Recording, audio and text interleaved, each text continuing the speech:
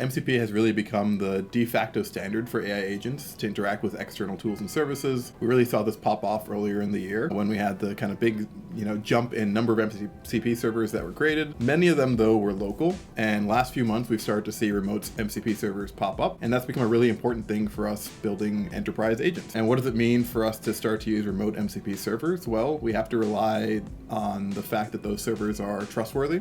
We have to rely on them really meeting the standards we expect. One of the things we want to talk about today was ways to scan these servers and ways to really make it so that we can provide tools for people to trust the MCP servers as part of the tools that their own agents are using. You have to kind of rely on many different standards and components: OAuth, JSON RPC standards, a variety of structured tool call standards, and discovery of things like metadata endpoints, server-side events for streaming of responses. So if you really want to be able to look closely at, does an MCP server conform to that spec, it's not that easy for a human to quickly do. And if you remember kind of the older days of like HTML conforming and other website-based scanners that were out there, you might, as a developer, go and do some work, then go and scan your own website to see if you're meeting all the different standards that you expect.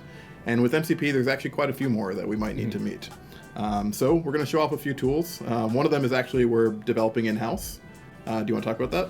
Yeah, so our team here who's building an MCP server also built a scanner for MCP servers, so it'll actually go through and see how conforming to the spec it is. So we have an example here. We're going to go through a few public ones. The first one I have is an AWS endpoint. It's the public knowledge one, so I'm going to go ahead and run that scan.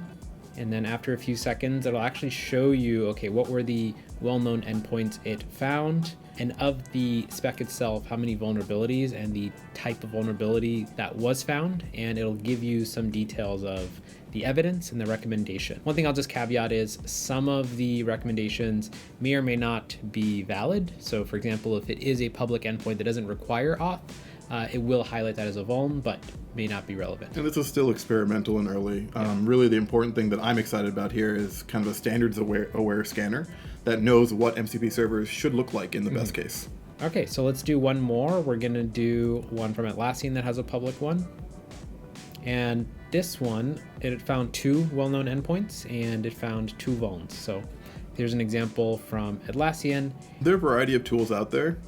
This is one that we're playing with, I'd say, in experimental mode, because we really want to make it possible for anyone who is building agents with the tools that we're offering to be able to trust bringing on some new remote MCP servers as part of their toolkit. And we're going to use a few different tools for doing so. This is one of them. This is one that we're working on, and we're planning on getting it out for people to use. If you think it's valuable, let us know. Another one that I want to highlight, there's a site called mcpscan.ai.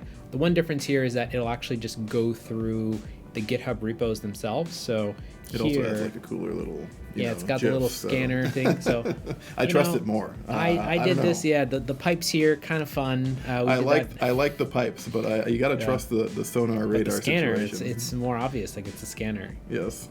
But one big difference here is you can scan the GitHub repo itself to see if it's conforming. So they highlight 3 here. I'm going to just click the Grafana MCP server.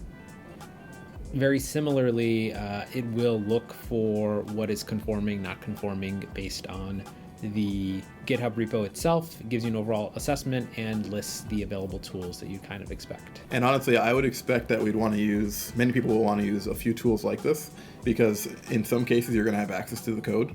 In some cases you're going to just have a remote MCP server endpoint.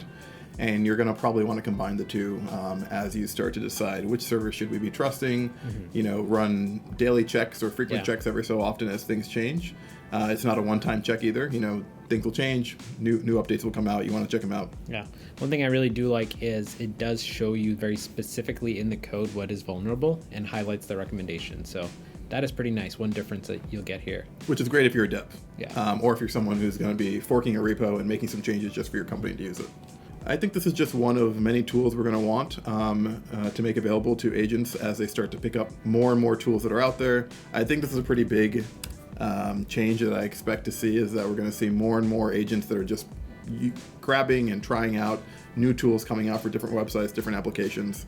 And let's make it easier to do so in a trustworthy manner. And one thing we're planning on doing as an exercise is using our security scanner and going through some of the more popular ones. We were thinking about going through Smithery and going through the top probably 10 to 25 server or MCP servers by popularity and see how conforming they are. So if that's interesting, let us know. Thank you. All right, thanks everyone. Bye.